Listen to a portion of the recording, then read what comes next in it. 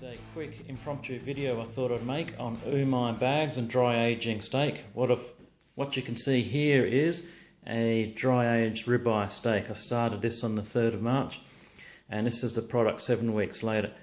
Now, the reason I wanted to make this video is a lot of people, if you read reviews and forums, are very dissatisfied with Umai bags.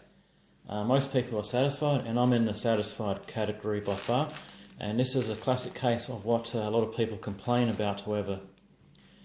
Now with these Umai bags, they're not your typical vacuum sealed bags, but you are required to vacuum seal them to get a good seal on the meat, as far as getting at least, from what Umai say, 80% contact. What you can see here is I don't really have 80% or any contact at all with the meat. I can assure you though, when it started, because it was a lot bigger, it did have the contact. Now the reason I ran into problems is because when I went to seal the bag, this bag is a lot thinner than your typical vacuum seal bag, so it actually burnt through and it wasn't a vacuum seal.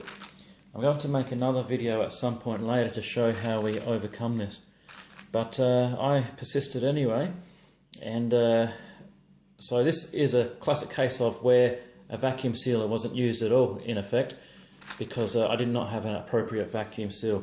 But this is what it turned out like. So for all intents and purposes it looks fine. I'm about to cut it open and we'll see what it looks like from there.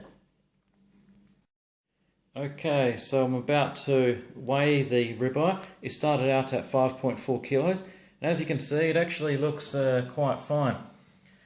It's what I expect it to look like after 6 to 7 weeks. So even though I botched this job up, it actually hasn't turned out too bad. So let's weigh it. It started out at 5.4 kilos, and I'd expect around 20 to 30% moisture loss. So there we go. Final weight is 4.05 kilos. Alright, so as you can see, I've now cut the steaks up into individual pieces. Ended up with 11 in total. So I haven't finished trimming them completely. I've started off with the edge, and you really need a super sharp knife when doing this.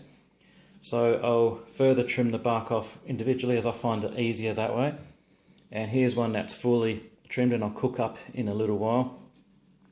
I'm not sure if the colour comes through well, as this room is pretty dark, but it's a nice red marbled wine coloured steak. It's excellent. Can't wait to eat that.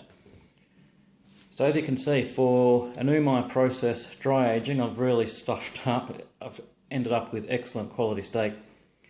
I'm going to sous vide them. That's how I'm going to cook them. That's how I cook all my steaks. They end up excellent. So if you want any further information, add comments below and I'll be sure to answer them. And if you want a video on anything else, Umai or even sous vide related, let me know and I'll go about getting it done.